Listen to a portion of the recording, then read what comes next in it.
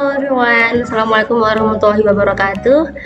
Today I'm excited to talk a fascinating topic about music-based activities to improve listening and speaking proficiency, especially in EFL classroom or English Foreign Language classrooms.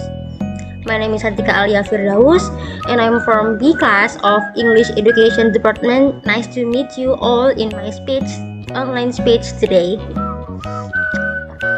Okay, we all know the famous quote by Henry Wadsworth Longfellow, "Music is the universal language of mankind." But beyond its universal appeal, music offers significant benefits in an educational setting. As Chris Brewer stated in 1995, music stabilizes mental, physical, and emotional rhythms to attain a state of deep concentration and focus in which large amounts of content information can be processed and learned. This highlights music's potential to enhance our cognitive abilities and learning processes, of course, especially when it comes to English as a foreign language or EFL. Chiang in 2004 points out that English songs have beautiful melodies and the lyrics are easy to imitate and memorize. Furthermore, Shen on 2009 also suggests that incorporating English songs in EFL classrooms can foster effective learning through providing a harmonious classroom atmosphere, reducing students' anxiety, fostering their interest, and motivating them to learn the target language. Now let's talk about the importance of listening in language learning. There are 4 key elements in learning English: listening, speaking, reading, and writing. Interestingly, listening is the very first human activity in language acquisition.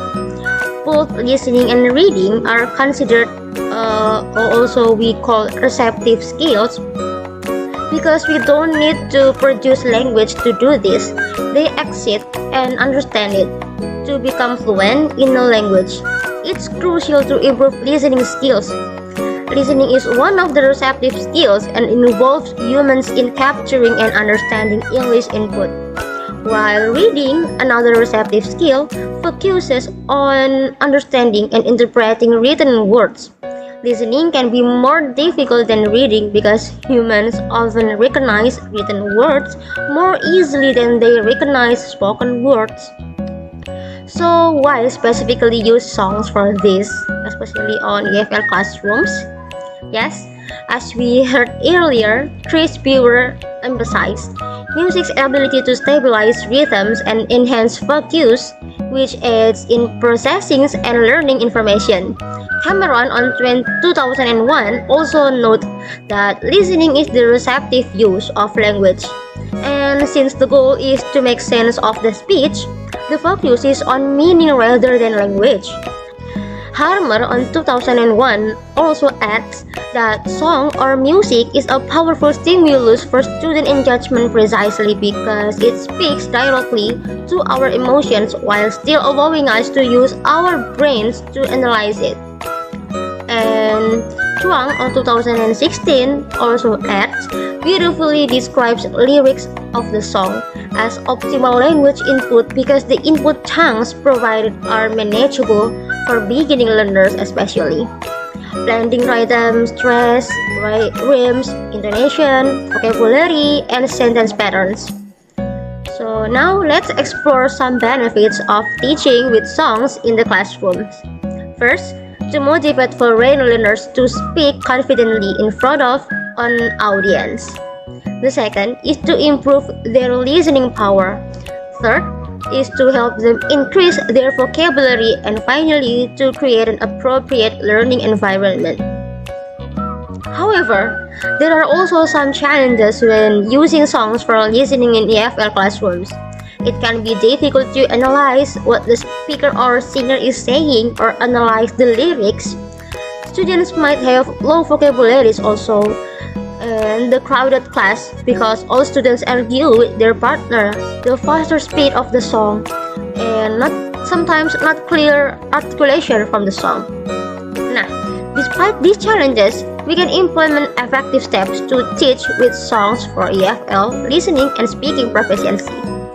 Before listening to a song, we should have the script of the song and understand some difficulties, vocabularies, or selection on song.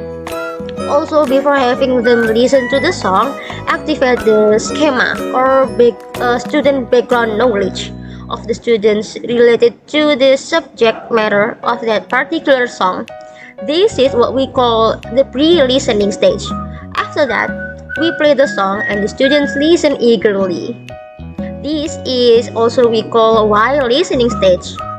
Then we check our understand of difficulties words, or we can try to fill in the blank for our student. Now, there are also some important things that consider when using songs for learning method. The selections of song, clarity of languages, socio-cultural background, and finally speed and length of the song. Thank you for your nice attention. Apologize if there are any missed word from me for my presentation. Bye.